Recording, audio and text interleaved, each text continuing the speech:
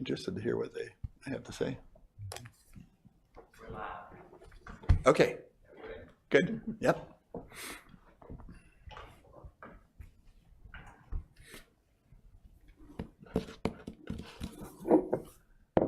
Okay. Welcome, everyone, to the December 2023 meeting of the Housing Advisory Board. Thank you for all of my members who were able to make it.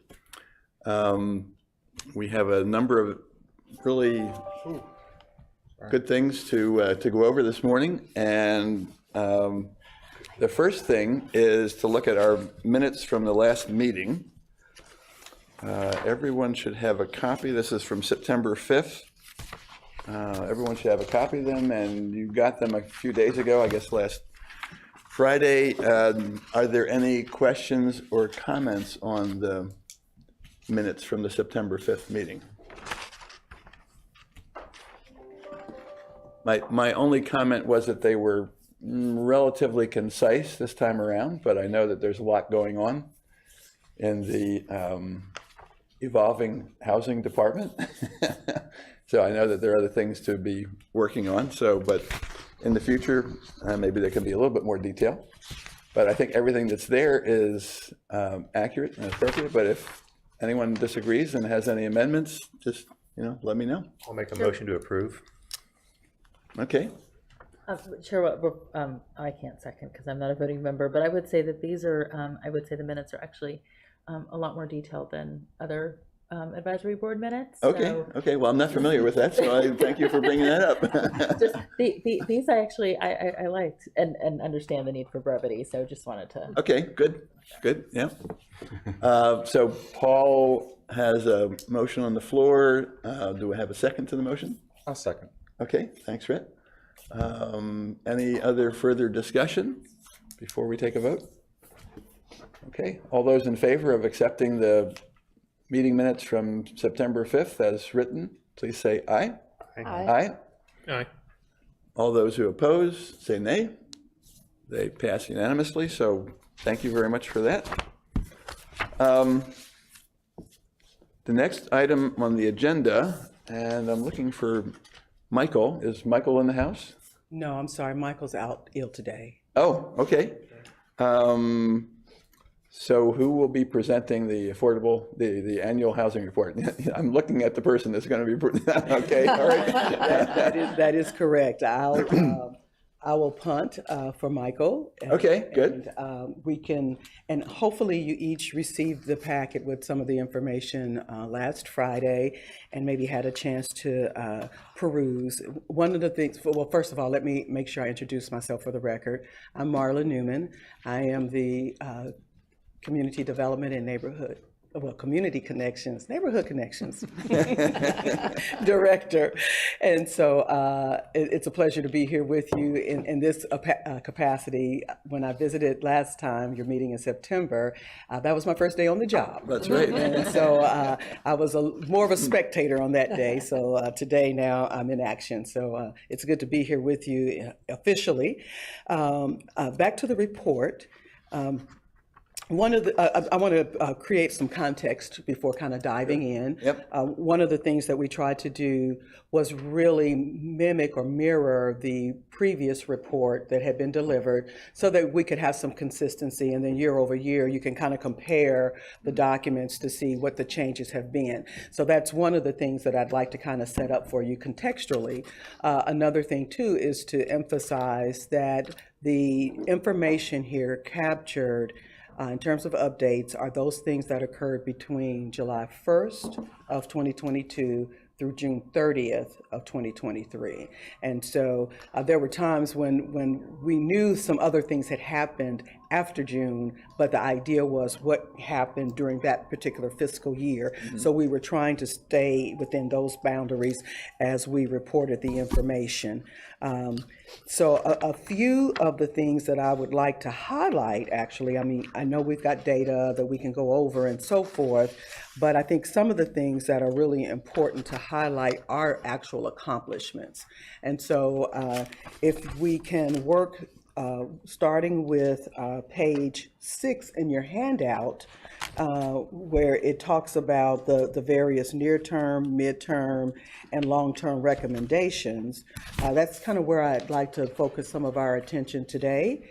And so the next page talks about the near-term recommendations, so those that were supposed to occur within the first 2 years. That one of the first items was building the town's staff capacity. And in the last fiscal year, we had obviously Michael coming on board October of 2022. Assistant Town Manager Demetria John joined the team in January of 2023. During the fiscal year, I did at least interview for the position during that fiscal year, but of course was not able to join the team until the current fiscal year. But at least I'm there since I was in the mix, so to speak. And I'll talk more about the capacity building activities as of today when I give a report later in the meeting. Okay. Of course, we have had you all at the table, and this that you see on page 8, which is starting with slide 14, we look at the different terms of the members of the HAB, and we know that we will be shortly looking at renewing terms, potentially adding some new members, but at least as of June 30th, this was the composition of the HAB. Could I just interrupt a second, Marla? I'm sorry. I'm just thinking of if there's anyone that is viewing this, the live stream, is there any possibility of providing them with the visuals for this so that they know what we're talking about? I will have to talk with Ms. John. I'm not sure how information is streamed, so I'm going to really have to defer to the clerk's office. Okay, Yes, okay. right. Sorry I didn't think about that beforehand, but yeah, Showing the various. we're talking about things, and unfortunately, if people do take the trouble to, We're going to research that while I'm talking. okay, all right, good. I'm sorry to interrupt. No worries. The slide 15, just below the advisory board slide, talks about the affordable housing incentive zoning policy. That was one of the largest and best successful accomplishments in the last fiscal year, was council adopting an affordable housing incentive zoning policy. We know that over time, the policy will have some modifications as we learn more and do more work in this field, and also, look at how the development community responds to the policy in action. So, but to at least note that that was one of our biggest accomplishments in the last fiscal year. You have an update on the Apex Cares program, the owner-occupied rehabilitation program. You'll see that 15 units were completed in the last fiscal year, and $200,000 was expended on that. And then it also shows you the year-to-date being end of June 30th, total of 25 units completed and $500,000 expended. Could I just go back to slide 16 for a second? Sure. That has the total affordable units and the total number of units and developments, and the total percentage that are affordable. And looking at the dashboard after our last meeting, I noticed that some of the affordability periods, in my opinion, in my humble opinion, are really short. There's some as short as 7 years. And I know that we said in the Affordable Housing Incentive Zoning Policy that it was for multifamily rental units, I guess, those affordability periods are negotiable. Mm-hmm. But I think if possible, I'd like to see that as a part of the annual housing report, because I would like to see going forward if we might be able to extend that and have a weighted average of what the affordability period is. I've made this comment for the dashboard before, because I think we should be striving for something in the neighborhood of 20 years. And I know that affects the financials of the developers. I understand that. But I think to fill the gap that we have in affordable housing, then that's the objective we should be working toward. So I just wanted to make that comment. All right. Thank you. You're welcome. I'll move next to, let's see here. Okay. We have it. Thank you, Alan. Okay, so now I'm moving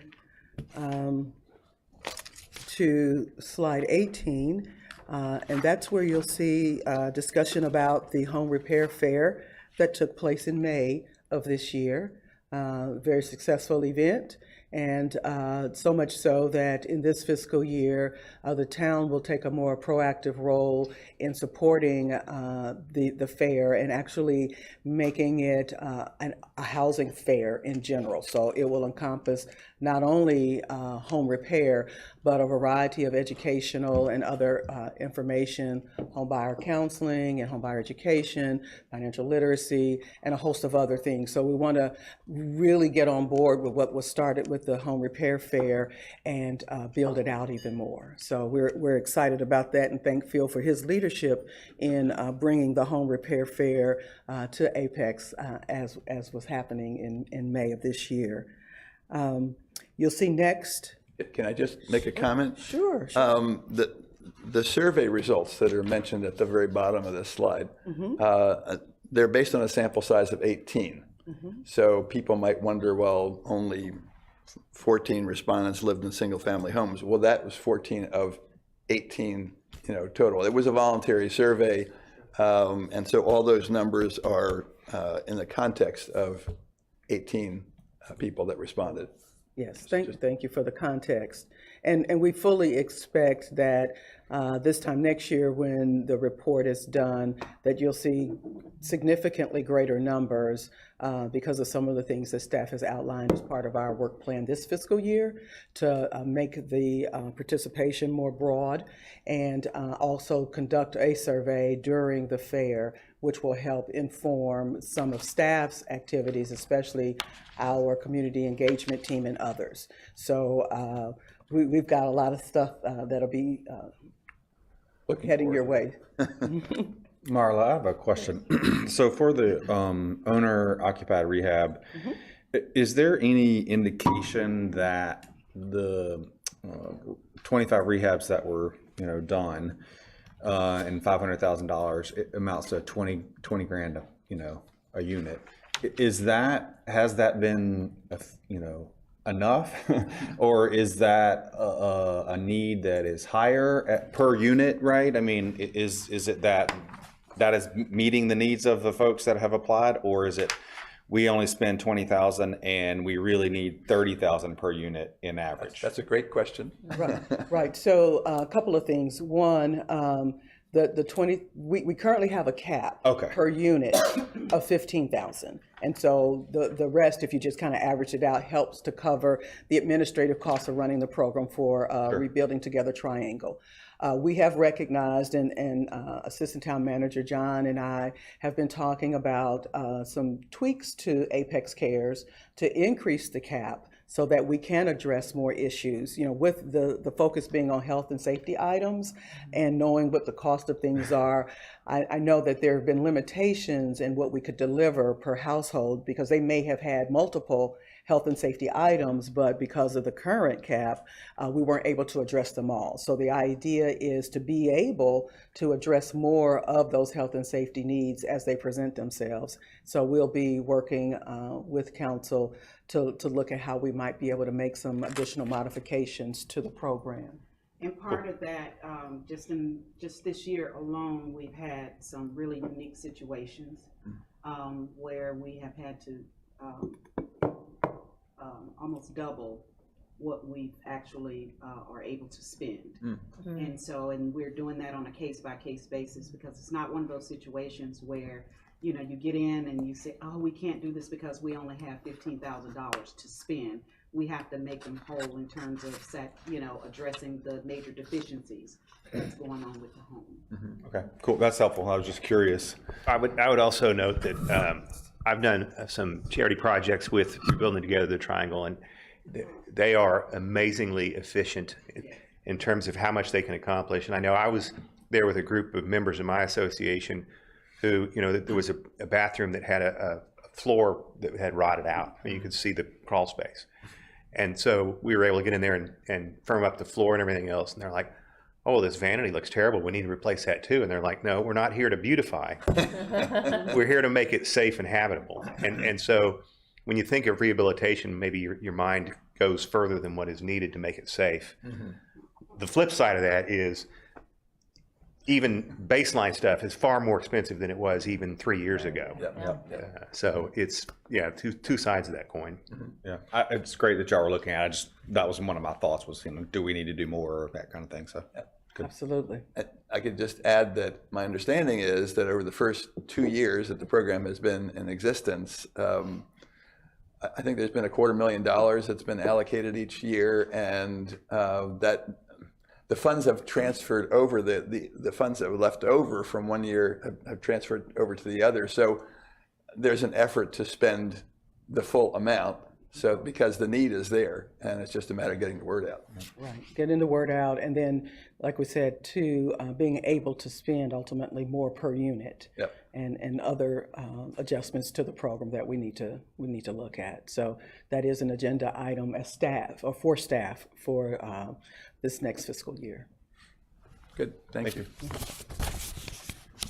Slide 19 talks about the low-income housing tax credit gap financing, and you'll see Stone Glen is mentioned here first, which is project one. One of the interesting things to note, in addition to the commitment of funding, that project is well underway in terms of construction and is anticipated for completion in the first quarter of the next year. And I believe lease-up will start soon after the first of the year as well. So DHIC is moving along well on that project that the town has invested in. And then the second project, which is Abbey Spring, did get its award of tax credits. Council had made a funding commitment to Evergreen Construction. We are still working on some other financing needs that the developer has. Both the town and Wake County are working together to help fill any some of the potential gaps that they have. And we would hope that we would have some of that resolved within the next 60 days, thereabouts. And then that one we'll be able to report on in more detail in our next report for you. Okay. I think it's just a point. I think it's important to recognize council's commitment to, at least on the DHIC project, to bring those units down, in affordability. So I think that's important to recognize in the report for those folks that, haven't seen it or whatever, but to bring those down is a huge, deal to go from 70 to 60 on average. So. Right. Yep. Thank you for that. We're moving into the midterm recommendations, and those cover the years 2 through 5 in the plan. And so the first one talks about actually the annual housing report and the dashboard. So of course we're talking about the report, so we're on track with the report. And then of course you'll receive an update on the dashboard as part of the meeting agenda shortly, but you'll see just some general information about the dashboard and how we're hoping that after today's meeting, we'll have a framework with which you all are comfortable, that then we can begin to actually post it on the website for the public to see. Yeah, that'd be great. The next slide is an update on the diversity and racial equity initiatives. You'll see that there were a number of activities that took place, and that department built its capacity more in the last fiscal year by adding an additional staff person, Celeste Shearer. So you'll see where she was hired, there was work done with the Western Regional Community Advisory Committee. And of course, they do talk about some of the things that they're looking to do in this current fiscal year. Around our affordable housing advocacy partners, which is slide 24. And again, this is a draft, so that's why you will see some highlighted areas where we're still looking to update and some additional information. I think it was late on Friday, after we'd sent you all your packets, that we received some of the data that we needed around the Utility Customer Assistance Program. So that information we will be able to add for the final report. And then we continue to talk with Wake County on the entitlement funding that we have a cooperation agreement with the county on, to talk about how we make sure that we access those funds that we have covered under the cooperation agreement. Then slide 25, where we talk about support for home ownership. It talks about the support that the town provided to the project with Habitat, Casena Lane. And there were additional homes completed in that particular development in the last fiscal year. And then we continue to collaborate on homeownership programs and education with the various partners that are listed at the bottom.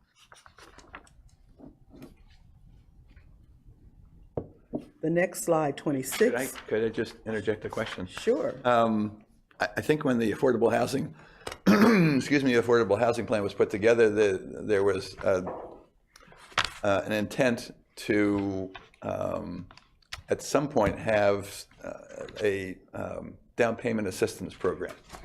And I don't know where that is on the radar. Part of that was actually doing the education of the homeowners. So that's great work up front.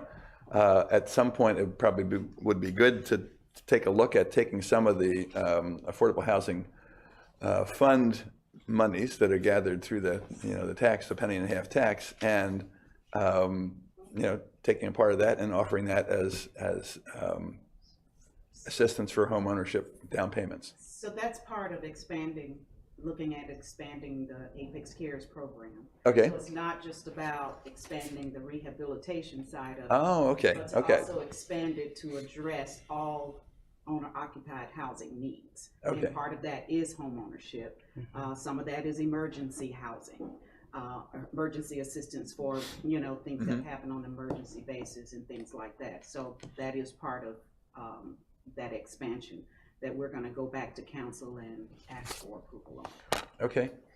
Yeah, Phil, does anybody know if the North Carolina Housing Finance Agency still provides down payment assistance? They do. They So, do. I mean, that's a widely known program. The Housing Finance Agency, so, goes back to what if the town of Apex is only able to provide $5,000, but a potential home buyer needs $20,000. So we could leverage those funds with Housing Finance Agency and even, for example, Federal Home Loan Bank. Right. They also offer down payment assistance. So this will help to cast the net wider, for addressing those needs, because we can't always look to the town's funds to Right. as one approach, to down payment assistance. Are we in the Atlanta region for the We federal are home? on We the are. Atlanta region, Good. and but that's part of the main. So in the affordable housing program, you have that down payment assistance, you have that multifamily product, so we are looking at all of those. Okay. Good. So there might be some in next year's annual housing report. There may be some results in that particular area. Right, Yeah. right. And some of that, of course, means, excuse me, us working closely with our development partners, because oftentimes they're the ones who have to submit the application for the funding. That's right. Right. Especially So- the federal, the home loan bank. Correct. It's actually the financial institution on behalf of that. On they're the- the sponsor, yeah. Exactly. Yeah, I've worked with the Federal Home Loan Bank on several affordable housing developments. There's a challenge of, and I don't know, is that you have to work with a local community member of their bank, and oftentimes it's been a minute since I've worked with them, but got a few good contacts down there. That I think in the agreement is there. Finding those local community members is a real challenge, and I don't know if y'all had that challenge here in Apex. Is one of the things I was going to ask about. I've actually looked up the different financial institutions, community members, and they're across North Carolina. Some of the local banks are the larger banks that participate, but in my experience with Federal Home Loan Bank, a lot of times the banks are not utilizing that product until right.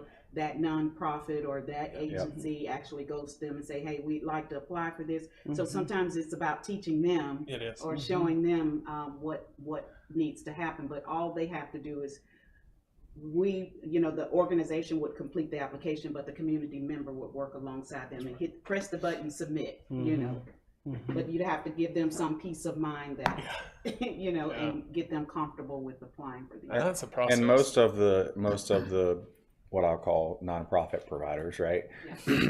Our nonprofit developers they know that system, right? We've dealt with it recently, and it's a challenge. So it'll take someone like a Habitat or RALT or others, right? DHSC to kind of get through that, but it is possible. And there are plenty of community members here that are willing to do that.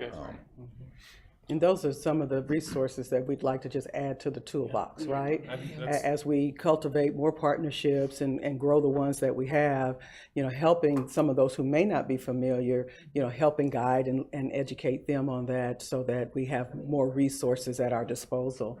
That's the exact point I was hoping to make. Thank you. And I'll add this lastly, one potential, one idea is for the State Finance Agency and Federal Home Loan Bank, that addresses the 80% and below area median income. A lot of times we could look at freeing up the town's, pool of money to address a higher area median income. And in order to do that by state statute is you have to use that money for at least 25% of that 80% and below, and after that you can go higher. So that's one of the things we want to look at, freeing up those dollars that has the less regulatory requirement. Yeah, Absolutely. makes sense. And is the town, in terms of what funds it has available to help in this regard, do we feel like that there's an adequate pool to draw from? You mean as far as individuals who Well, I mean, in terms of town funds available to provide down payment assistance. Well, right now, the money that's in there now is for one purpose. And so what we like to do is go back to council and say, this is the amount of money that we have, in the pot, and we'd like to allocate a certain dollar amount towards home ownership. It has to come as a request to council. That's right. Yeah. And that would be, a request that we would make to council to approve expanding that pool. But, okay, can we move on? I'm sorry, I think we need to move along with Marla's presentation. I have one quick question. I appreciate the where is funding coming from council. And I'm wondering, as we're looking at, I'm thinking about what next year's report's going to look like, and as we're looking at needing to continue to build those relationships, is there space for council to engage with supporting and helping to cultivate some of those relationships? Oh, absolutely. Absolutely. I just want to ask that question, have it out there on the record. I hear that community is engaged, but I'm also wondering where council would sit and thinking about, if we're going to them and asking for a little more leeway in dollars and what that looks like. I think having them engaged would be really helpful. You know, council is very committed, you know, to affordable housing. So whatever, you know, we, you know, present to them, you know, the more they know, the better they can, you know, make those decisions on behalf of, you know, the town. So that commitment is 100%. The commitment is 100%. I absolutely agree. I think I'm specifically asking about engaging on cultivation. I just wanted to be explicit about that. And I agree, they're 100% committed. I think having that ask in there would be helpful. Absolutely. Okay. Happy to move on. Thank you. Slide 26. Okay, I've already flipped there. Of course, we talk about the actions that were taken in terms of the set-asides of the ARPA funding to help with acquisition of land, and then additional funds for potential relocation if the town needs to respond to any activities around manufactured home communities. And then the other item you see is the affordable housing inventory and site analysis. And of course, that is an agenda item for today's meeting. So we did engage the School of Government as part of what was required in the plan. And so they're here today to provide us with an update. And then you'll see with slide 27 about transit-oriented development density. And there's been activity that's taken place. There's a link for a report that was done around a feasibility study and future mobility hub. So we would just direct your attention to read more about the work that has taken place there. Moving to the long-term recommendations, which cover the 5 to 10 year span, the first item we have here is emergency rental assistance and supportive services. We have had $500,000 approved. We are still waiting on some additional information to update the number of households served and then the number of funds dispersed. And so we expect to have that any day now. And so that will go into the final report once it's ready. And then after that, we just have the appendix, and where we've updated some of the data. You'll see for instance, on slide 32, the area median income limits for 2023, HUD published those in June. So then those will be what control as we move forward in this current fiscal year. But HUD publishes those depending somewhere between April and June, but they take effect in June. So just so you'll know that did come out during the fiscal year. So that's why we made a note of putting it here in the report as an appendix.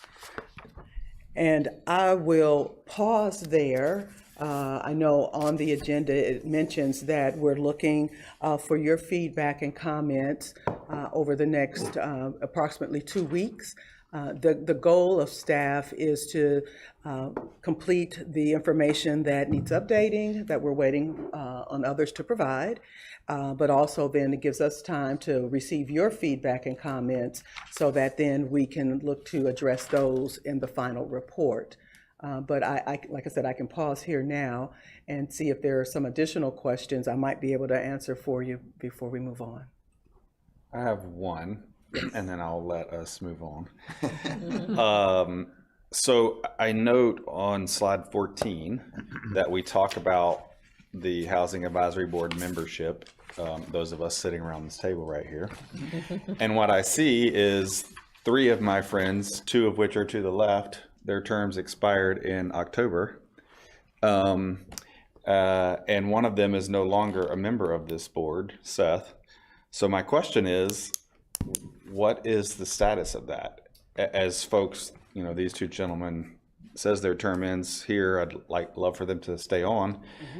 So what is the process for that? I mean, as well as obviously Tina and Audra as well, because theirs also ends as a 1-year term. So, you know, I just want us to make sure we know what we're doing here. If we can extend them a term, a year, I don't know how that process works, but I'm just bringing it up. So there's an application process, and Alan Coleman, the town clerk, we'll be sending a link. I know he's chatted with one member already this morning who has expressed a desire to remain.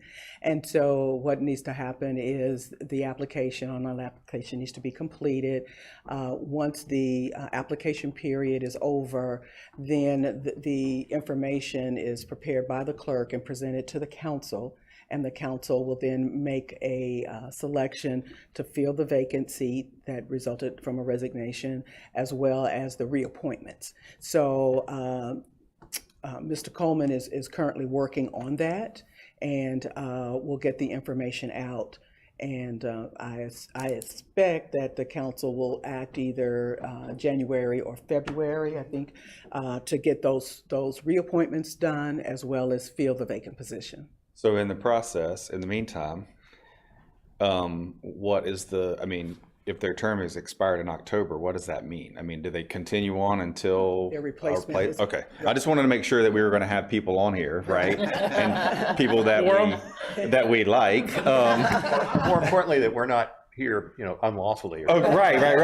Yeah, I mean, That's it. yeah. So I mean, because if you look at it, then it's really three of the people that are here could just leave, right? I mean, Yeah, they serve until reappointed Okay, cool. or a replacement is seated. thank you. So we're covered. Just wanted to make sure. Thank you.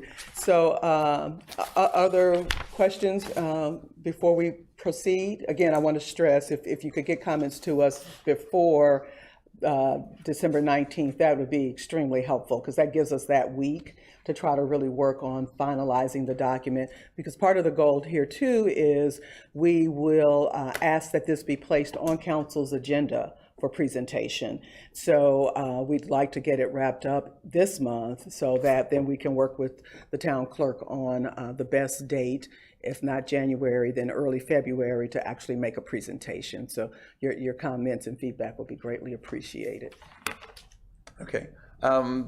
So one overall comment. I started going through it. I didn't have enough time to go through the whole annual housing report, but excuse me, I had a number of comments about the housing needs assessment update. And then when I went through the report from the UNC School of Government Development Finance Initiative, I noticed some similar information that actually was somewhat at odds with what was in the annual housing report. So my only recommendation would be to try to go through some kind of reconciliation process there.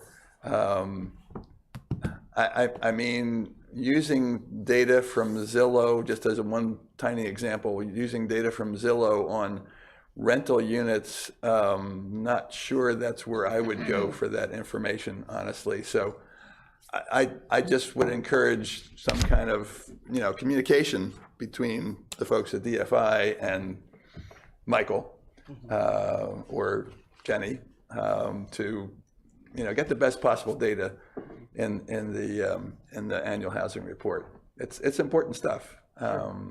Yeah, and there are different methodologies that are used. And so, that's one of the things that we were mindful of, because we knew that in some areas, certain data looked different than others. And we recognize, however, that the methodologies and the purpose of the research and what was gathered in one instance served a particular purpose. But then when we looked at staff and gathering certain information from other sources, so we recognize that everything isn't totally the same, but part of it has to do with the sources and the methodology. And we'll talk more about that. I mean, I think there'll be some reference to that in the DFI presentation. So we're mindful of that. Okay. Okay. All right. Well, I would just encourage my fellow board members here to take some time to look through the annual housing report. This is really a reflection. This is kind of like, like a corporate annual report on what we've accomplished, not just the Housing Advisory Board, but the town in the area of affordable housing. And I think there has been some tangible, concrete accomplishments that we need to celebrate and publicize. So, take some time and take a look and comment as you feel appropriate. Okay. Thank you, Marla. Thank you. Assuming there are no other comments, So the action item here is just to review and provide comments as soon as possible, really, but certainly by Tuesday, December 19th. Okay, I think we're ready to move on to our second item. Jenny is going to give us an update on the housing dashboard and the presentation. And, you know, I'm looking forward to that. There's a great presentation 3 months ago in September, and there's good work that's been going on ever since. Alrighty, this is going to be just a status update of the progress on the dashboard. In your meeting packets, you do have a full rundown of all of the comments that were given and our responses to those comments. In this specific presentation, I am just going to address the ones that are explicitly reflected in the dashboard. If there are any questions or comments on the responses that are in your comment packet, we can absolutely discuss those as well. So the first comment, or the first adjustment that was made, is within the development project section. You'll see that the proposed and approved units have been split out into separate counts. This was in response to a direct comment. The process is pretty similar between the transition of units between each category. So once a development has been approved by town council, it will shift from the proposed count to the approved count. Similarly, once a project begins to undergo construction, it will shift from the approved units into the affordable units under construction. This change is only reflected up here as the list is still the same and they were already broken out within the list. Secondly, you'll notice that the Apex Cares program indicator has been removed from the dashboard.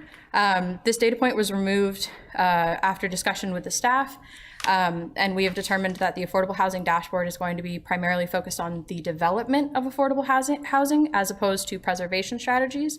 The information surrounding the Apex Cares program will still be available, but it will be available via the website and via the Affordable Housing Annual Report. And then finally, one clarification. There was some confusion about the rezoning petitions with affordable housing components, particularly around the list itself. The indicator of rezoning petitions does only reflect the number of units that have been committed through approved rezoning petitions. So these are units that have to happen because they are a zoning condition within these projects.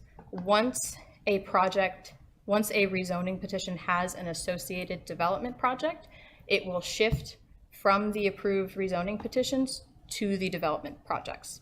Similarly, within this list, you see all possible units that are both proposed in a rezoning or that have been approved. So you'll notice that Elevate 64 is the only one that is reflected up in the indicator, but there are 35 units that are proposed within rezonings but have not yet been approved. This list, again, only reflects projects that do not have an associated development project. So once a development project comes in, it will shift to the development projects list. If for some unforeseen circumstance, the development project chooses not to go through, it will shift back over to the rezoning list if it has been approved as a rezoning. And I believe, yes, so that is all of the direct edits to the dashboard from last time, and there were edits, of course, to the description of each project, of each indicator and component to just make sure that it reflected the changes that were made. If there are any questions on the other comments and responses, I would first direct you to the comment packet, and then if there's further explanation needed, please let me know. Hearing none. So I'm thinking about what you said about taking the Apex Cares rehab units off of the dashboard. And so I guess the way I kind of look at it globally is that we have a process that's kind of similar to the population process, where you have births, which is the construction, you have deaths, which is the demolitions, but then you have kind of a migration process, and that's kind of that's a little far out there. But the rehabilitation is actually keeping homes in the inventory, if you will, the affordable housing inventory. So at some point, I think, if not in the dashboard, then someplace else, we need to reflect a couple things. One is not only construction, also the demolition, also the retention of affordable homes in the inventory, and also the gaps that we're trying to fill. And that may, I don't know where that goes on the dashboard or not, but I think it would be important. It's kind of like, that fundraising thermometer that says this is how much we need to raise in order to build the next building or whatever. I would like to see, and I've seen this in other places, where broken out by income, area median income, 30% and below, up to 50% and so forth. There is a difference in each of those the household income categories of how much housing is needed, what the gap is, if you will. And so I think the way I would think of it is how are we doing? How is the town doing in filling those gaps? And I think this is going to really come out, very vividly in the DFI presentation that we'll hear later on. But I know that what you've done with the dashboard is probably as much as can be done with the available data, except for the fact that I think, because there are COs involved, and that to me is the indication that the unit is ready to be occupied. That's the ultimate goal, is having an affordable housing unit that is available to be occupied, I think. And so at some point we need to reflect that in the affordable housing dashboard as, that's a success. At that point, we're providing a household, a family, with a place to live, and an alternative to them moving out of the community, some cases out of the county. So I just wanted to make that statement. Yeah, go ahead, Marla. So a couple of things. Sure.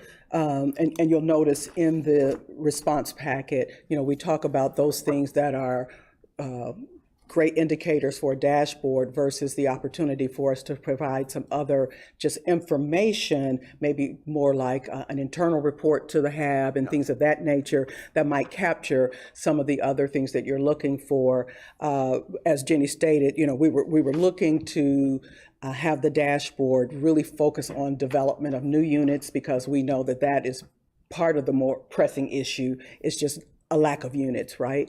But we do look at what happens with Apex Cares, which is part of the reason why we're looking at modifications, going to council, and then as a result of that, looking at how we report that information and when we report it, but kind of keeping the dashboard kind of pure, if you will, around the creation of new units. A preservation strategy, obviously, is very important here and will stay a critical piece of what we do. But we think that there'll be an opportunity for us to share and update information on that on a regular basis. In addition, the actual affordable housing plan was adopted in 21. So we are in the process of looking at how we update some of the underlying data that actually informed the creation of the report, which will also indicate the areas in which we need to maybe tweak and update the plan itself.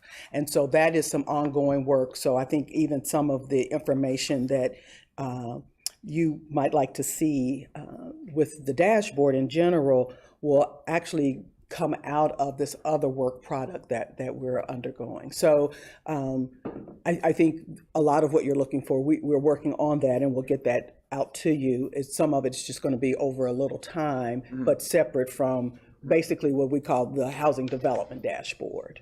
And I think, Marla, to that point, I really felt like, first of all, Jenny, thank you so much for this. I love the updates and appreciate the thought and care that went into addressing the myriad of the conversation that happened during our last meeting. But I think the part that really stuck to me, Chair Welsh, was that it's where our story is going to be told. And that, I think, is I hear what you're getting at, but I feel like that's really a part of the story, and that's more what we're gonna, like you said, what we're gonna want to talk about. But I think as we're telling the story of how and why and where we are, the numbers tell a part of the story, and then the rest of the story is going to be in this other tab that what is this, the update on the comments referred to. I think it's going to be there. That's what I'm envisioning. Is that And it's not the whole story. right? This is just a portion of the story. Absolutely. Exactly. And they'll be on both of our sites. So they'll be on the planning site, but then we'll also have it linked to our site and vice versa, right? So anything that we're doing, we want to make sure that you can go either place and find it. And so we'll continue to work closely with planning on how we compile and report out data. And there will probably be some things that will be more working information internally that we as staff use that it may not necessarily be as consumer friendly, if you will, for us to actually put on the website, but it's still stuff that we think is important to answer your questions and provide you with information to help you in your advisory capacity. So the website we're talking about is the Housing Advisory Board website? It can go there too if need be, but I'm just trying to figure out where you're talking about. the housing community development site, the planning site. So those were the two main ones I was thinking of initially. I am not sure how much additional information or data the town has historically published on the sites for boards and commissions, but that's something we can look into if need be. Okay. Well, maybe we can put that on as an agenda item for our March meeting. Okay. Any other comments, questions for Jenny? I certainly second what you said, Tina, about the work that's been done so far. It's pretty amazing. Thank you. So I do have one question. This dashboard focuses on what's in development, Correct. but not what's been completed. Correct. Per our conversation on September 5th, we, between the planning department and the housing department, are still working on determining how we are going to track completed units. That is still in progress. And once we figure out how we are tracking the data, we can determine how we can use said data. But we're still working on how we are tracking that data. I mean, wouldn't it just be a function of if once you've gotten your certificate of occupancy, then you're considered completed? Partially, yes. There is some additional aspects of how we denote what units are going to be affordable within our CO tracker. So within a permit, how are we going to mark that the permit for said house is an affordable house? And how is that going to travel through our systems? Because there's GIS. If it was just a table, it'd be easy, but there's also our internal system, which is New World, and then just making sure that the information can fit within all of the systems that we are using. So it is an ongoing discussion. Yes, it will be based on COs, but how we make sure that the CO, the parcel, and the affordable denotation are all tied together is kind of the project that we're working on right now. Yeah. I guess I was kind of simplistically thinking the ones that are currently in development, we know that those are the ones we're tracking. Correct. But we don't know what lot they are tied to at present. And see what so you're a CO is tied to a lot, and if I don't know what the lot is, I can't So do once that part. once that problem gets resolved, is that something that could then be added? That is something that we would want to discuss because there are also, at least for location purposes, because there are privacy concerns. If we don't want to say, X house is affordable for said family. You don't want it to be tagged on the map. Right. Correct. We are able to total counts once a project is considered completed. And there will be discussions of how we can share that information, whether, again, it's internally within the HAB so that it's not fully violating privacy. But just, again, these are conversations that we need to continue having to make sure that we, A, know what data we're tracking, how the data is available, how it can be used, and then B, making sure that we're respecting the privacy of the homeowners and the families that are within these affordable units. I would agree that it shouldn't be mapped. I respect that privacy concern, but even if there could just be the number, kind of as a metric of our success. Yeah, That is in process. I agree. Good. Thank you. All right. Are there So any other- will we have like a update on, when are you anticipating the dashboard will go live to the public? Is there, Given that there weren't additional comments or additional extreme concerns of the process, the product itself, my apologies. I believe it's just a conversation between Marla and Demetria and planning to just make sure that we're all good and golden. And once that conversation happens, it's ready to go. okay. And I assume you'll be inviting comments from the public in terms of ease of use and so forth? We do usually have, I need to add it down here. We do have a comment usually at the bottom of the instruction section that says if there are any issues, please contact XYZ email. That, I believe, is the extent of the public comment that we will be offering. Okay. But yes, I do need to add that email to the bottom. I think this is extremely easy to use. I wasn't, when you all sent this out, I guess this was a while back, I was thinking it was going to be super complicated and tough for me to navigate, but I was like, oh, this is not that at all, And so y'all did a great job of making it easy to understand and navigate. Indeed. Okay. So I can't imagine too many issues there. I hope not. I always hope not.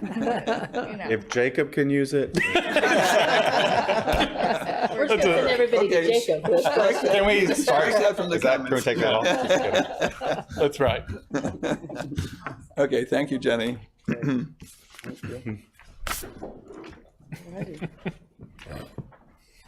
Okay, we're going to move on to the needs assessment update and presentation. And I assume they're going to have a introduction here of some sort.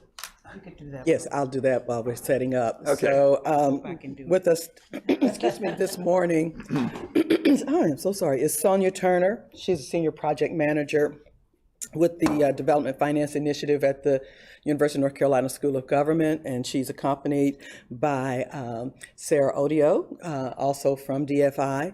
And as noted earlier in the presentation on the annual housing plan, they were engaged to assist us with the needs assessment.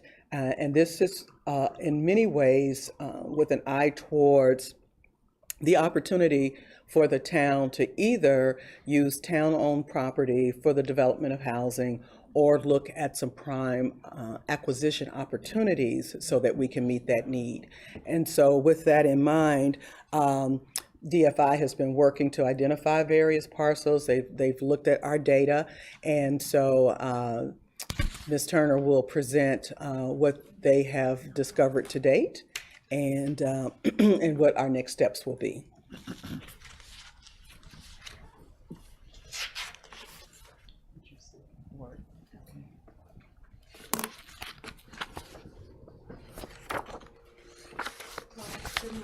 Good morning. Welcome. Demetria, it was a PDF, so that might matter. Sorry. And so while we get the presentation situated, just wanted to introduce myself and DFI. Again, Senior Project Manager with the Development Finance Initiative. I started there as a fellow back in 2018. Feels like a different world pandemic.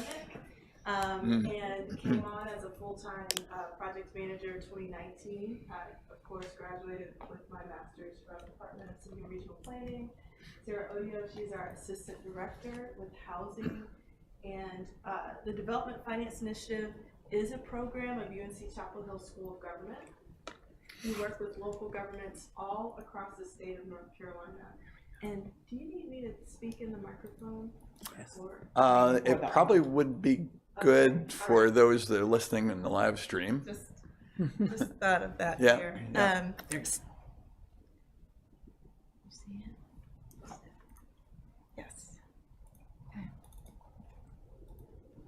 Fantastic. Thank you. Yeah, so I'll rewind a little bit and just share again. Thank you. It's a pleasure to be here. I know I've had an opportunity to speak with a few of you, and so I look forward to sharing an overview of our housing needs assessment, and hopefully there will be time at the end to have a conversation about what the priorities are, especially for our team when we are identifying sites for affordable housing. So I'll provide an overview, we'll dive into the needs assessment, and then have that discussion. I was just sharing a bit about who the Development Finance Initiative is. We are a program of UNC Chapel Hill School of Government. We work with local governments all across the state of North Carolina and a few outside of the state to help bring real estate development finance expertise. So we work with local governments on anything from historic development, infill development, downtown revitalization, neighborhood revitalization, affordable housing, and essentially any real estate development question a local government has. We are that resource. And so for this project, we were engaged to identify sites that would be suitable for affordable housing development in the town of Apex. And so this scope of work, as Marla mentioned, we have already started combing through the tax parcel data to understand what's available, but we're hoping actually this conversation will help us narrow down some of the priorities of what you're looking for. But ultimately, we will identify 3 sites that we will test fit a program on. We will do the financial feasibility analysis of that. And then in our next presentation, we'll share that with you and have the conversation around trade-offs between those sites. And ultimately, the hope is that there is a recommendation that can be shared with council on next steps as far as if there's a preferred site to move forward with. And then pending the outcome of that, our team, we have what we call a full pre-development process. That would be phase 2. That's when we partner with the local government to solicit the project to the private sector, attract that development partner, and assist with the negotiations of that deal. We are with the town until essentially the town exits that deal. So shovels in the ground, ideally, but that's what our phase 2 engagement looks like. Of course, right now we're at the phase before that. Mm-hmm. And so just an overview, this information probably very familiar. This is your town. So just a few highlights here. A very healthy median household income, $126,000, higher than that of Wake County.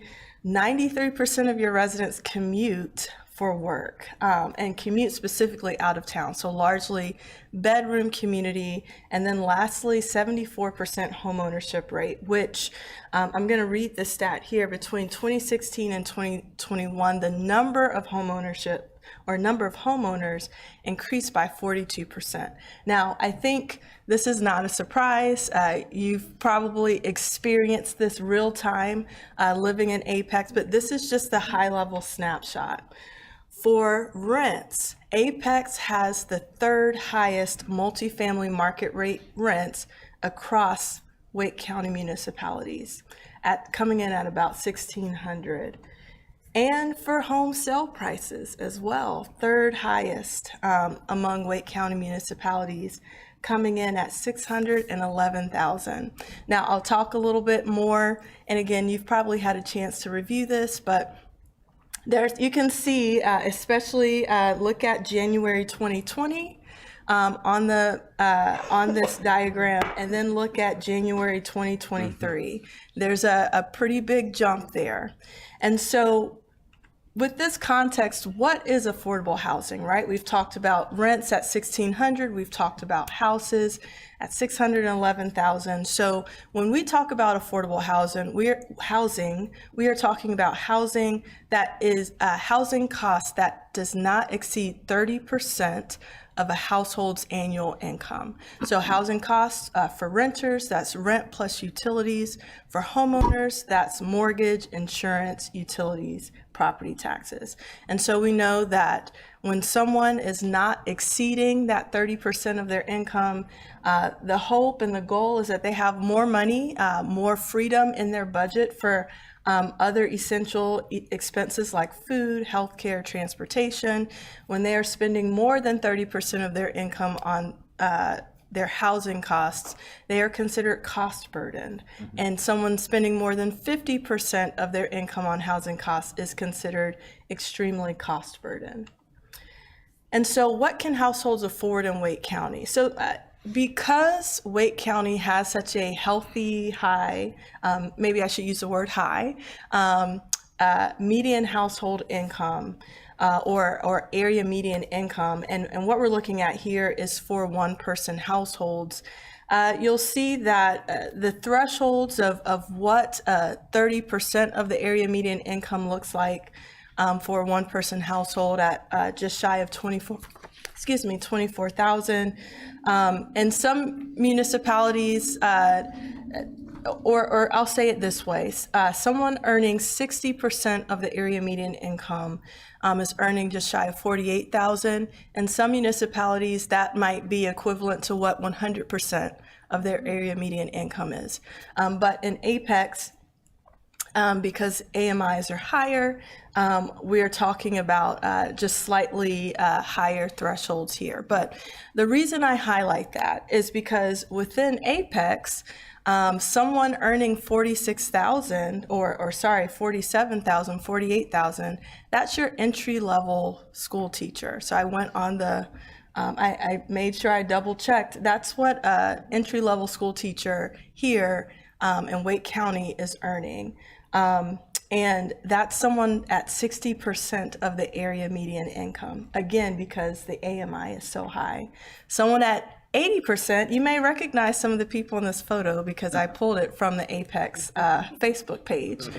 These are your police officers. That's who we're talking about when we say 80% of the area median income. And so when we are talking about low to moderate income households, it's households up to that 80% of the area median income threshold. And for renters in Apex, 48% are considered low to moderate income households. Now for homeowners, and I'll talk a little bit more about that. So let me back up and say for households or families, the median household size in Apex is, and forgive me, I believe the median family size is just hovering around that 3 number. 2 point something. I always find it comical, the point. I'm like, okay. 0.6 of a person. But when looking at families, 3-bedroom rents, I did a little bit of searching. So this is a point in time, that second row that says 3-bedroom apartments for rent in Apex. That was me going on Zillow and just saying, okay, hey, like if I earn 30% of the area median income, I need a 3-bedroom, what's available to me? And I didn't really find anything until I got to about that 80% to 100% of the area median income, which is, 80% to 100%, which is rents $2,300 and higher to $2,800. And for houses that were for sale, I didn't find hardly anything. Now, there was one house that was maybe affordable for someone in the 50% of the area median income, but I opted not to include that one because that wasn't the quality of house that we're looking for. But even for someone earning 100% of the area median income, there I could find 3 houses, and I bet those are all gone by now. And so 1 in 6 homeowners in Apex are low to moderate income households. Now again, I do want to highlight that the 3-bedroom apartments, the 3 homes for sale, that was my personal curiosity point in time to see what's available. But the rent rates that you see listed here and the home ownership rates here are based on ACS and HUD data.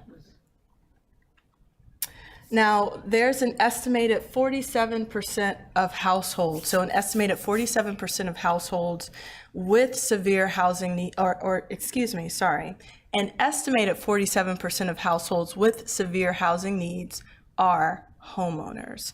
And what this is saying, when we talk about severe housing needs, we're not only looking at cost burden, so again, severe cost burden paying more than 50% of your income on housing. We're also looking at how ACS / HUD defines as other sort of severe housing conditions, such as lacking proper kitchen facilities or plumbing facilities or overcrowding. And so this table that you're looking at reflects all of those factors and what that snapshot looks like for Apex. So what you'll see is when you look at that 30% of the area median income, there's a large proportion of renters in that income bracket that are experiencing severe housing needs, right? And then we sort of see that trend downward as you get higher across the AMI scale. But one thing that we found interesting as we dove into the data is that the median age of homeowners earning less than 50% of the area median income are between the ages of 60 and 70 in Apex. So that tells us that there is an older adult population and housing that has housing issues or housing substandard potentially conditions, and that they are experiencing that at a higher percentage, a higher rate. Can I ask you a question about that? Yes. So you say that people in the 60 to 70 age range have lower income. Is that what you're saying? I'm saying the median age for those in the 60, let me say it this way. For homeowners earning 50% or less of the area median income, we found that majority of them were between the ages of 60 and 70. So essentially, you have older homeowners with lower incomes. That was sort of what we were seeing coming out through the data. Is that, or did I add? I think is that they're paying more than 50% of their household income towards their housing needs, and so that's what makes them severe. So it's mostly older folks that are maybe retired, right? They're going to have less. What I was thinking. If they're retired, they're probably not drawing an income per se. Correct, and so that's what sort of puts it in this bracket. But I think what probably is occurring is, as tax, what we've seen is that the tax issue has become the biggest component of those individuals because they're on fixed income. A lot of them have minimal house payment or almost house payment paid off, but it's the tax piece that then puts them in that 50% bracket. So I just wanted to point that out, that's probably what we're seeing. Yes, and just sort of going back to this table, when we're talking about 50% or lower, we are talking about a single person household, in this case, earning less than $40,000. So there is, we are sort of zooming into sort of this dynamic that for those homeowners earning 50% of the area median income or less, they are older homeowners and experiencing this cost burden and other potential housing needs, which I think is consistent with what you've been seeing. And so maybe we just found that interesting and striking as we were looking to understand what's happening in Apex. It also means that those folks could no longer move to Apex. Right. I mean, that's really the other story. Correct. Right. So the folks that have typically been here or want to live here probably could not. Right. And maybe they want to downsize, but they can't afford to downsize in Apex That's anymore. Right. It's a myriad of things. One other quick question. A lot of this is based on the single income earner. statistics. But you say that the median household has 2.8 people or whatever it is. Do you have a number on what the median number of income earners is per household? Good question. Yeah. Yes, that is a good question. I don't have that number off the top of my head, but this data, I can find the answer to that. But two, this data that we're looking at here, this is looking at all households. So I will try to make sure as I go through the slides to clarify which. Yes, but yes, thank you. So low to moderate income renters and homeowners are equally cost burdened. So what's interesting is that sometimes in some of the communities we'll go in, you'll see a big disparity between renters and homeowners. In Apex, individuals are somewhat in the same boat, especially low to moderate income households. So again, those earning 80% of the area median income or less. And what we find is that 770 renters, low to moderate income renters, and 650 low to moderate income homeowners have severe housing needs today. And again, factoring in the cost burden, factoring in one of four of the housing issues that I discussed earlier. And so when we talk about housing stock, there's roughly 1,800 units affordable to low to moderate income households that are occupied by households with higher incomes. So not only are these households experiencing cost burden, but units that may be available and affordable to them are not available because higher incomes are occupying those. And so there's a housing mismatch. And what you'll see is pointing your attention to that 30% of the AMI or lower, sort of to a question I heard earlier. There's about a 500 unit shortage for extremely low income renters in Apex. I'm wondering when this particular data set was pulled, how recent it is, thinking about our influx in, oh my gosh, where's my brain this morning? The influx in interest rates. Yeah, so this data is pulled from HUD, and HUD's data is a little bit kind of behind, if you will. So, but what we try to do to help offset that is having our conversations with those on the ground. So again, many of you have had calls with me to help paint the full picture of, okay, here's what the data says, which is, again, a striking picture, but then here's what we're also hearing on the ground. And in a few slides, you'll see an illustration of how interest rates have impacted homeownership here, specifically in Apex. Thank you. Yes. A different representation of something that I showed earlier. This is showing the total sales of single-family homes to median sales prices. And again, you can see that prices have climbed over time, but especially since 2010 to the median sale price of $630,000 that we're seeing in the data at this point. So here's that illustration I was referencing, right? So in 2020, very different landscape. Interest rates, 2.8%, which Good old days. man, I tell you. But the median home price in Apex, $476,000. You needed an income of 93, just shy of 94,000 to afford the median sale price in Apex. Today, that income needed is 184,000 to afford the median sale price for homes in Apex. And so that's the landscape for homeowners, right? And remember the table earlier where I showed you for low to moderate income homeowners, even someone earning 100% of the area median income who's technically not LMI is currently priced out of the market. Now, rental units, so let's talk about, and I believe this was alluded to earlier, but the number of rental units versus household sizes. So you'll see average household size 2.83. So again, hovering around that 3. But if you look at this table, you'll see that there's been a fair amount of 2-bedroom units. Really, that's been the largest share of what's developed. But it seems, especially as families, Apex becomes more and more desirable location for families. Your 3-bedroom units are kind of lagging behind, if you will. There's 550 3-bedroom units in the market as opposed to 2-bedroom.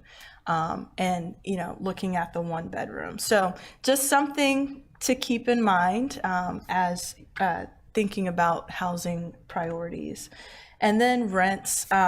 So rents have increased across the board in a number of places. What's interesting to note in Apex is that rent growth has stalled since 2021. We believe this, now again, they did increase from 2020 to 2021, but we believe what's happening is that there are quite a few projects in the pipeline. And so we think it's just a matter of absorption right now. And we are seeing in some other areas that rents are continuing to grow. So this is also something we want to watch for Apex. So lastly, just to summarize all of the data that I shared, I know it's a lot, but sort of big takeaway number here, 770 low to moderate income renters and 650 low to moderate income homeowners have severe housing needs today. And this just summarizes some of the key points that I shared earlier. What I will highlight here, just a few notes. That low to moderate income renters and homeowners are equally cost burdened. So when thinking about potential priorities, especially for our team and our work as we're looking for sites for opportunity, it seems like Apex has a need for both, to address both. The next thing that I'll highlight is that at least 1,800 units affordable to those earning 50 to 80% of the AMI are occupied by households earning more than 80% of the area median income. So again, there's this housing mismatch that's happening there. And so with that, I'd love to just have the conversation about affordable housing priorities. I've had a chance to read through the Apex Housing Needs Assessment and was able to pull some what I identified as goals pulled from that. The goals were, there were some broad goals as well as some specific goals.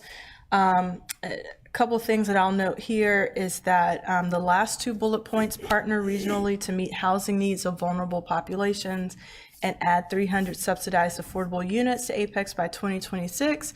It seems like that last bullet point, at least you're well on your way, at least from the projects that were shared earlier, to meeting that goal.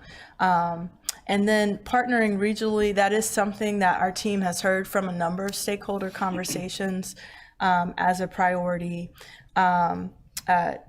What we've heard as well, sort of tying into that, increasing, I have the production of affordable units for low to moderate income households. I have that in parentheses because there is what I've heard and sort of what I've read, sort of an interest in having mechanisms for the supply side of affordable housing in place versus not just saying increase affordable units however they come. It seems like Apex wants to be very intentional in the supply side of things.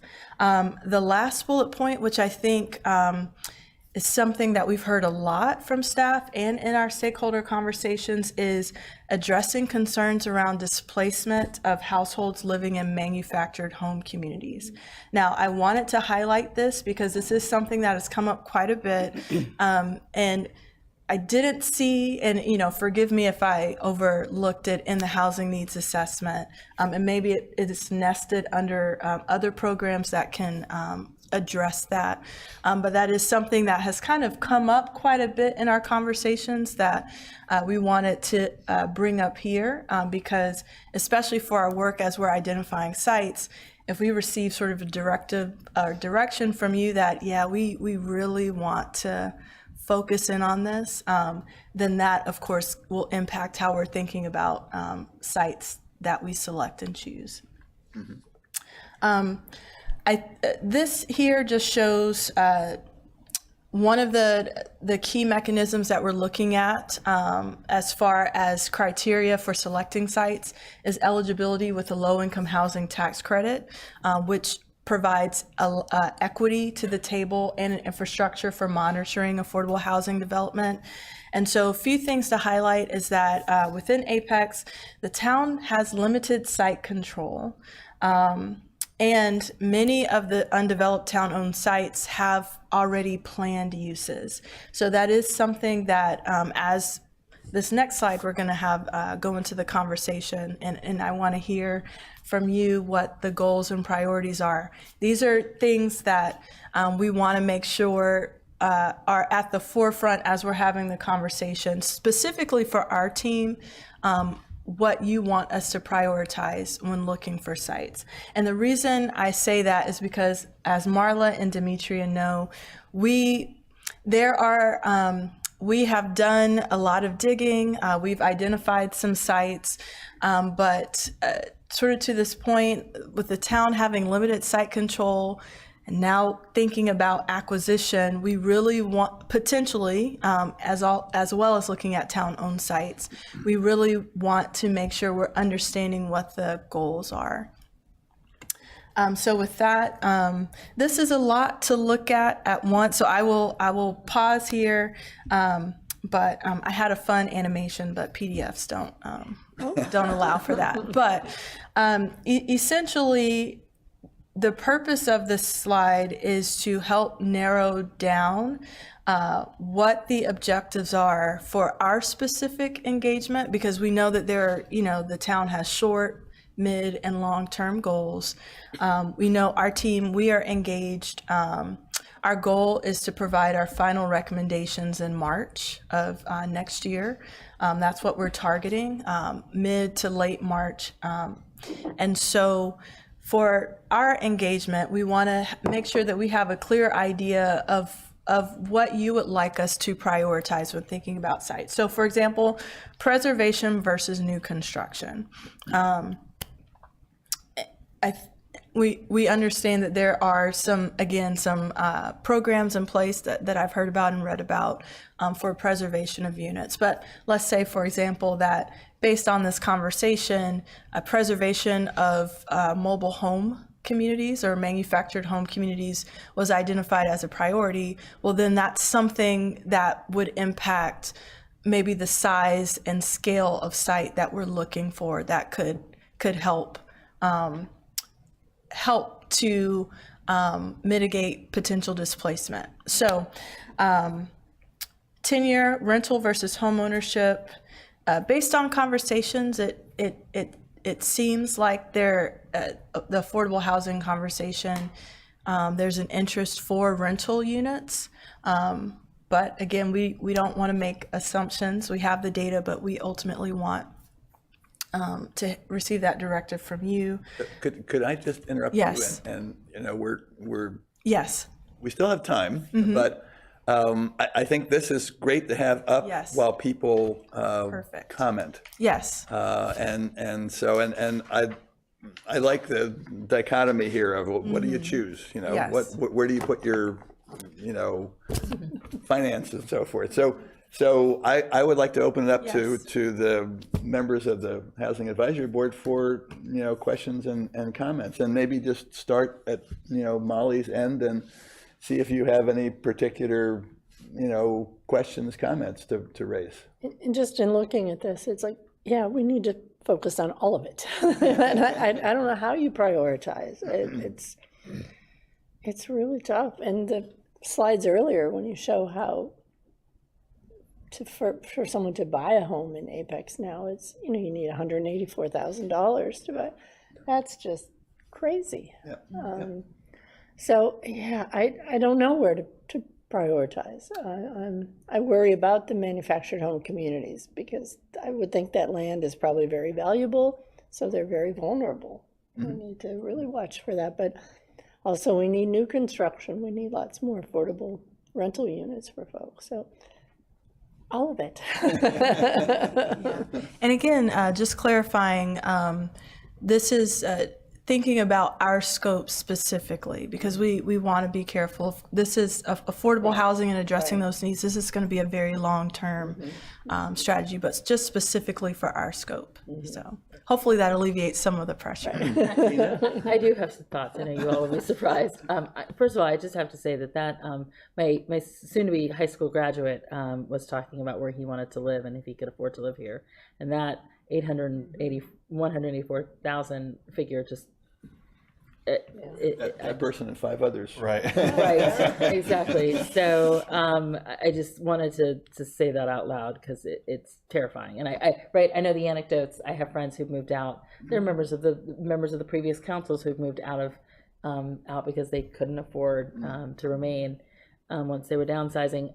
But I think priorities. One question I do have: these are town-owned sites.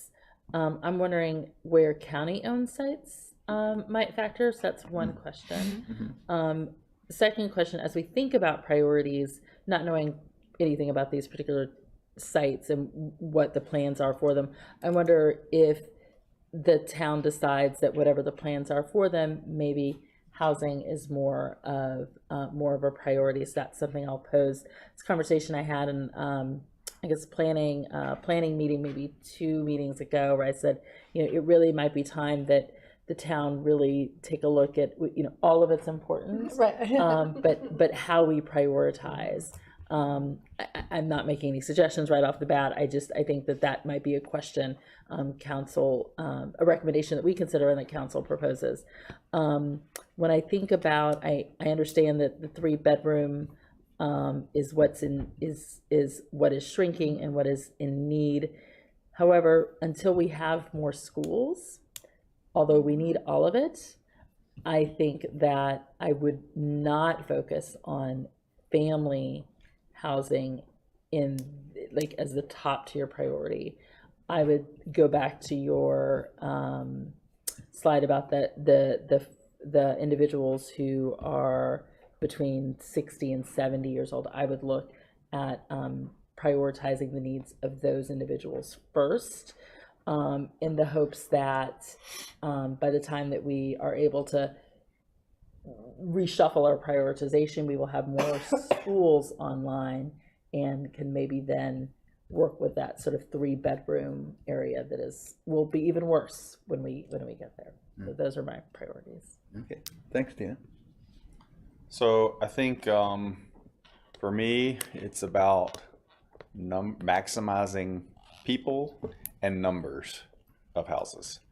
So when I think of that, I instantly go to large chunks that can be preserved, that are there today, that then can be repurposed into a better production of what is there today. So I instantly go for the protection of the manufacturer at home sites in some form or fashion, because I think they're underutilized, and I think they have the potential to affect the residents that live here now the most, instead of new construction.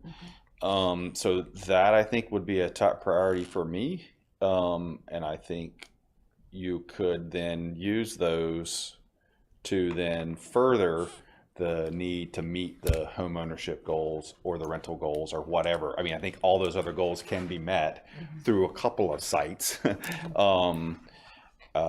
get you what you want. I would suggest, as you are looking at sites, and I don't know what your criteria is going to be for choosing those sites, and I'm assuming cost is involved, number of units, those kind of things, what you could do with the site, right? But I think you should also think about what Apex has in its toolbox for financial things, because that's going to be the most, right? Because they don't have sites to give you, right? So it's going to be finances, what's in Apex, but also what's available in Wake County through Wake County to say, okay, well, this site you could leverage not only Apex's money, but Wake County's money of XYZ to make those choices. I think that would make it easier. So that's just 2 of my thoughts. So. Okay, I'm going to go to Jacob. Do you have comments on the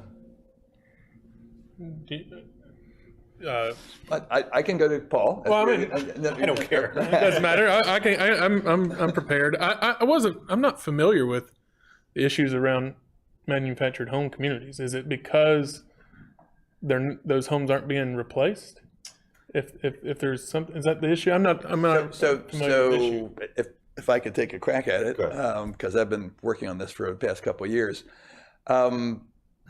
It turns out that not only is the land valuable, but actually the business of manufactured home communities, there's a pretty good cash flow coming from that, and the expenses are not large.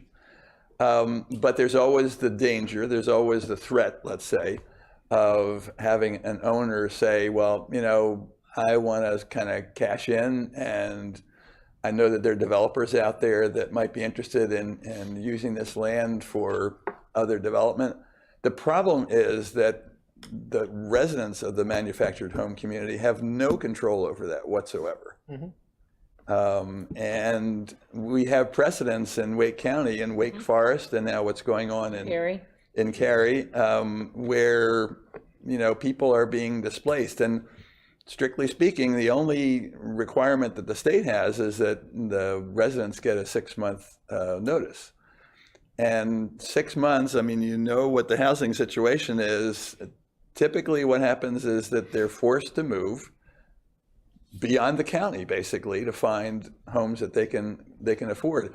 And in the process, we lose those, we basically have 3 manufactured home communities in Apex that have a total of about 300 households. And so there go, and those are the ones that are probably like 30% and lower, or at most 50% and lower. Right. And so poof, they just disappear. And so it makes a bad situation worse. So I hope that helps a little bit. So, okay, then I was on the right track. I had this conversation in Cary about 5 or 7 years ago, and I was told by a council person that they had an ordinance that if there's a mobile home community off of Maynard, right behind, I think, the Battelle grocery store, I think it was called. There are 2 of them actually across the street from That's each right. other, yeah. And I was told that there was an ordinance in place that if one of those mobile homes left or there was an issue, they moved it out, they couldn't be replaced. Right, they couldn't move within Cary. That's right. Which is bizarre. Yeah. I think that I'd hope that I feel like we ought to. There's some priority given. There's nothing wrong with living in a manufactured home, and I can see that. Although I have the TCC has a member who owned many mobile home parks, mostly in rural areas outside of Wake County, but I'm very well aware of the market of those. So I understand that it's also I really have a hard time talking about an issue when the owners of those aren't involved, right? Because at some point there's a discussion of a loss of property rights, and and whether or not I like that or not, that just leaves heartburn in my chest when I think about having discussions without those owners being present and hearing, because it's their land, it's not ours. I'd hope that there's a way to keep them involved and understand that we value what their offerings, and I would hope that as a community we're thankful for those units being there. Hopefully it'd be nice if there were more, of course. I'm just saying this from a personal standpoint. So that's not the question I wrote down here was, how do you preserve those communities? I think part of it is communication with with the owners. Yeah, for sure. That would be talking about a priority, kind of along the lines of Rhett, like best bang for the dollar, and multifamily and density is really where it's at. Is this for town-owned sites? Is this what you mean? This is For any site. For any site. Yeah. Yeah. Okay. I'm more along the multifamily rental side of things than just because I feel like there's more opportunity there with with higher numbers, a higher yield on. Kind of what Rhett was saying. That's exactly, yeah. Yeah. I agree. Okay. Paul? So there's kind of a short-term look and a long-term look, and the short-term look is, we've got people in a state of housing crisis right now that need a place to sleep at night right now. And the long-term look is that almost all of this is based on the housing shortage. That if we had a housing glut, we really wouldn't be in this situation right now. We just don't have enough places for people to be.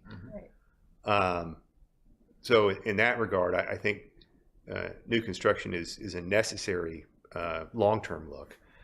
Interestingly, I was giving a presentation recently, and it kind of forced me to crunch some numbers. And we all know that leading up to the Great Recession, new home starts were booming. And then in 07, 08, they plummeted. And then during that time now, since that time, there's been kind of a slow climb back up. Also know that population trends have just been a steady up. They don't go up and down and up, they just steady up. So we look at housing starts today, they're still slightly less than they were in 06, but the population is significantly higher than it was in 06. So then what I did was I used Excel to say, chart what would look like if we took the number of housing starts divided by the population. And this really surprised me. From 2000 to 06, when housing starts were going up, that ratio of homes to population went up with it. So it's like the housing needs were being met. And then when it dropped, the same thing happened. And then at 09, they started dividing. Yep. And that was the beginning, in my opinion, of the housing shortage.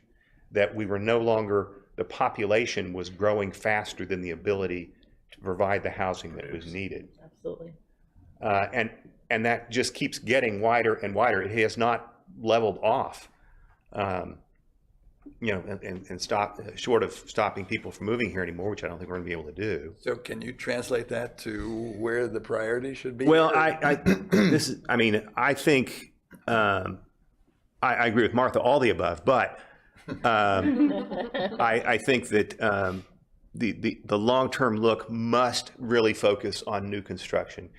Unless population is going to decrease, and I don't think anybody thinks that's going to happen, we have got to ramp up the number of places where people can put their head at night. So I think new construction has to be a high priority. Okay. So a couple couple stuck out to me. One is that 93% of the people who live here commute outside the town.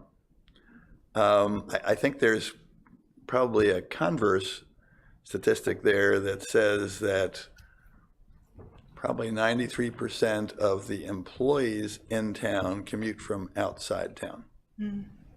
And that, to me, is a big problem that we ran into during the pandemic. And so I would like to see, the effort, and you've kind of gone through it pretty well, that the gap that we have is at the lower incomes, the up to 30%, the 50%, 60%, and maybe at the most up to 80%. That's really where we should be focusing. And typically that's rental housing.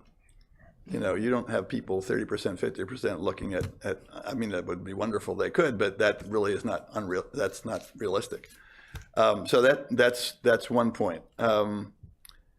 The other point is we now have at least 2 data points. We have the housing needs assessment from the Affordable Housing Plan. We have the needs assessment that you did here.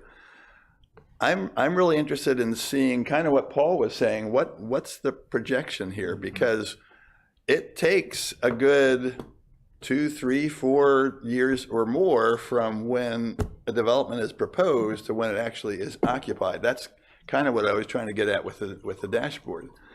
And so the plans that we here make have to take into account the gap that we're aiming for, not the gap that's here now. That's bad enough now, but it's going to get worse. So I think I don't know whether you do that sort of work, but I think we need something of a projection of where this is going.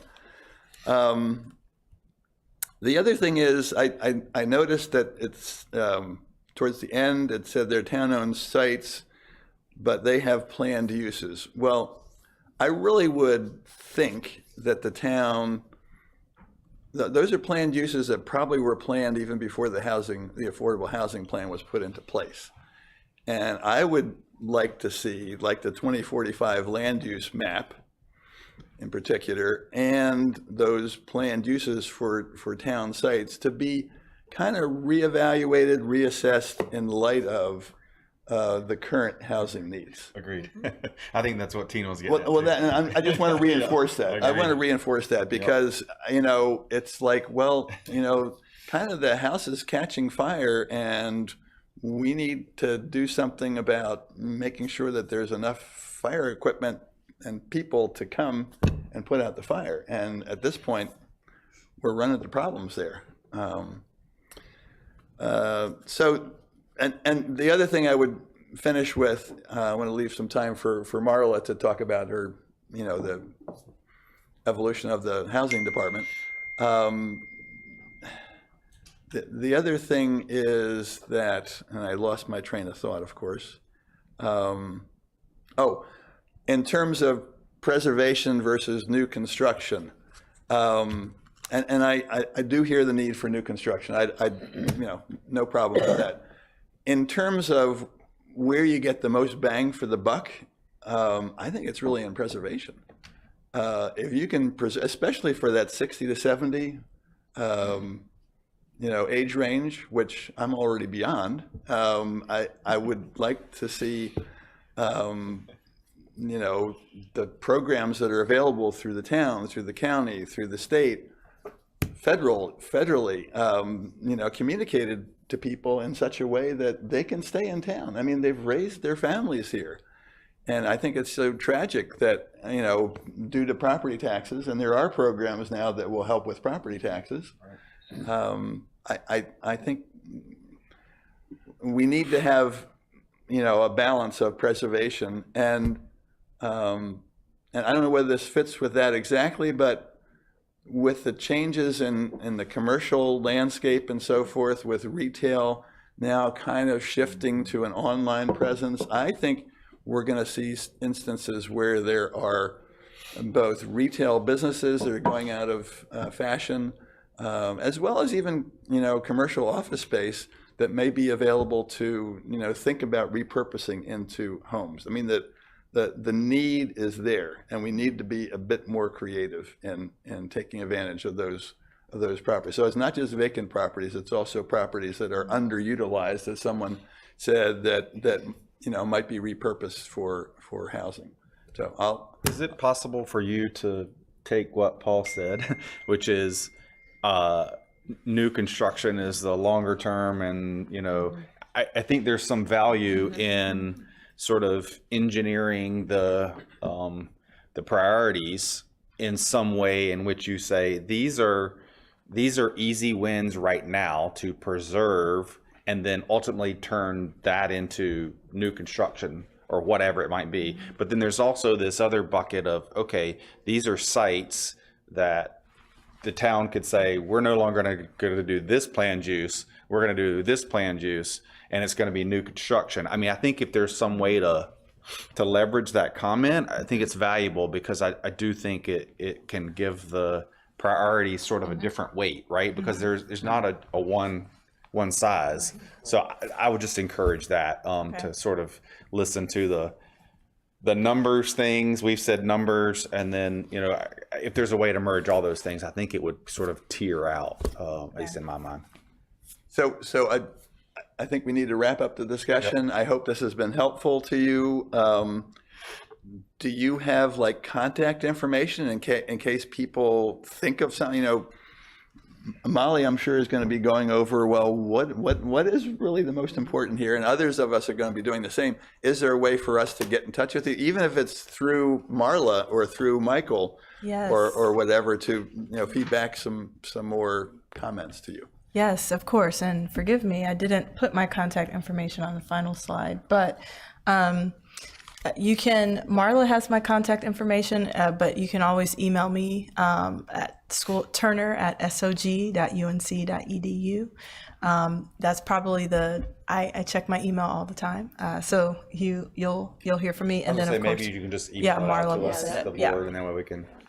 By the way, your presentation was outstanding, and the logic behind all of it. So I wanted to note that before we shut up. Yeah, and I think I have two more things to add. Plus one to that. I almost feel like this would have been so great at the beginning. This is so great you're here now. I think I think I just want to go on record for saying, based on your presentation, I think any direction is going to be a positive direction. I think as you're pulling things together, and again, I feel like you've done such a great job at doing that here, understanding, helping us evaluate and understand what our trade-offs are going to be, I think is going to be really critical. I mean, I think Rhett said exactly, summarizing what Phil said, I think that's exactly the point, but understanding where, if we make this decision now, what does that mean? I mean, I'm sitting here saying, let's look at that 2045 land use map, and that may have been it probably wasn't a school, but it may have been green space that we were going to keep. We need to understand that that's green space that we're going to lose. We need to be explaining that to the community, that's green That's space. a good point. Yep. So Very well put. understand, and I don't necessarily think that's your job, but helping us to frame it that way. And again, you did that so beautifully, but we're going to have those conversations with community. We're going to have those conversations with the council. So helping us frame it, I think, Correct. is going to be really Yes, helpful. definitely. Good. Thank you. Thank you, everyone. Okay, thank you. Thank you. Great presentation.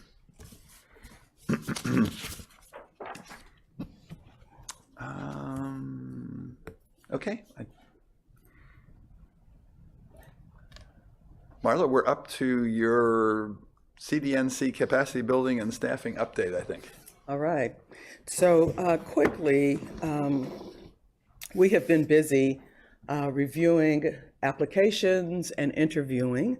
We have interviewed for the housing program manager position, the community engagement manager position, the community call center position, and we're in the next phase now of doing some assessments of the preferred candidates to make sure they're a good fit before we make any formal offers. On Thursday, we will be interviewing for a housing specialist. So we're trying to get the main backbone of the department in place. The neighborhood improvement component will start, we'll start working on that in the next fiscal year, so after July 1. Our hope is that if these assessments go as quickly as I've pushed, the team will join us in January. We have some space limitations, however, and so I've kind of scrounged up a couple of cubicles in the recreation center behind us for the community engagement manager and the call center manager. That'll be temporary until maybe March, early April. That's when our new building will be ready for a couple of departments to move over. Planning and our inspections departments will be relocating, and then we'll move to the planning space for a period of time, and then we'll actually move again down to the first floor. But probably by the time we get to the first floor, I suspect it might be 25, early 25 potentially. Our initial call center staff will be the manager plus 3 representatives, and so we'll definitely need space. But at least with the housing manager and the housing specialist, we'll be fully staffed in the housing arena. And then in the spring, we will add a community engagement coordinator. That's 4 or 5 positions. And I'm interested to know, like, the org chart. Are all of those positions reporting to you? Yes. All of And the then managers report. Do will you be- report to Demetria, correct. Demetria, you report to the town manager. Okay. Yes, that's it. You got it. Just wondering how it was going. Our org chart is on the website. Okay. Yeah. Is it? It's been updated. But you got it. All right. You got it. And so, so as part of this process of actually building the team, we're also, as all departments are within the town, going through a strategic planning process for the next fiscal year. So we're actually outlining, what our work plans will be. And we'll shortly also be starting into the budget season. So we've got a few irons in the fire, but the biggest thing is getting the managers in place so that on the ground work can really take off. Along with that, we are working with HR&A. They're the firm that, of course, helped do the affordable housing plan. And we're engaging them to help us provide updated data, a needs assessment, because there was one, that was part of the plan. Since that plan is 3 years old now, it's time that we update that data and look at how we tweak some of the recommendations, update the recommendations, add some other potential activities to that for us to pursue. There are a lot of things that we have kind of on our plate right now that we're looking at, from the enhancements to Apex Cares to some additional modifications to the affordable housing incentive zoning policy. The comment, Phil, about the short term of affordability for some of the units, those have been major points of conversation with me and Demetria. We would love to see much longer periods. That's been our experience, is working in areas where periods of affordability can range from 30 years to 50 years and up. Exactly, in perpetuity, and that was one of the things, thankfully, I was able to do in Winston-Salem before coming here, was getting our council to agree to some 30 and 50-year affordability periods there. So we've got, both of us have experience with that. That is a passion and a commitment of ours, because otherwise we put our money in, and then in a few years we're back at it again, and we're needing to raise the resources, and so we need longer periods of affordability. Advocating and campaigning. That's right. Well, let us know how we can help with that. Oh, trust us. You'll hear, because that is a major concern of ours, and key for us as part of our work plan. So that's kind of a quick update. I would say that. So one suggestion. It sounds like a number of the positions like housing program manager and housing specialist might be filled by January. If whenever they're starting, if you could share with the Housing Advisory Board members, kind of background, bio, and so forth, just so we can start to get familiar with the new actors in the process, that would be great. Absolutely. And since they will all be in place by the time you meet again, I'll be happy to bring them so you can actually meet all of them, because part of the way we're looking to function is there's a lot of coordination among the divisions. So, when we think about the housing team, they're going to have to work closely with the community engagement team, right? And then the call center folks, they're going to have to know how to answer the questions that come in about the housing and the engagement. I'm actually really looking forward to getting the call center up and running, because I have a feeling that a lot of your calls are going to be, I'm trying to stay in Apex and I can't afford your property taxes or your rents or whatever. You're going to get lots of ammunition for this board in terms of what the need is, I think. Very specific stories to tell. Absolutely. Yeah. So the last thing I'll mention, and it kind of ties to future agenda topics or presentations, is the housing fair that we'll do next April. You will be hearing from us soon, however, because we're looking to send save the dates out, as well as solicit your partnership in identifying other potential partners who could be vendors at the fair, or be part of the volunteer squad that we'll have that go out to do some minor home repairs, exterior home repairs for some of our seniors, our low-income seniors. So we're looking for partners and organizations that would actually present education and information at the fair. So there'll be more about it, but I wanted to make sure I mentioned that you'll be hearing from us with some requests for some connections and relationship introductions and things of that nature over the next 45, 60 days. Okay, we'll look forward to that. Okay, that's my report. Okay. Any other issues in the remaining 2 minutes? I wanted to ask it, maybe at the next meeting, I don't know, is the fire sprinkler mandate that's being proposed, if that's something that this board ought to be involved in the discussion at all about how will, the impact of such a community-wide mandate, what kind of impact would they have on affordability and the very efforts we're trying to protect against? I think we can consider that. Yeah. Do we know what the timeline is on that, Phil? I don't think. It was pulled from go ahead, Right. Dimitri. What council has asked from staff is that we go back and start researching and gathering the necessary data to put in the form of staff reports. And part of that research is having those conversations, beginning with a public hearing, and then having conversations with hearing from HAB, as well as the research that staff has gathered. And so and what's important is that community input and gathering that data, the necessary data to determine how the council will go forward. Well, if our next meeting is March 5th, that would seem like that would be about the right amount of time. So the staff report might be available to.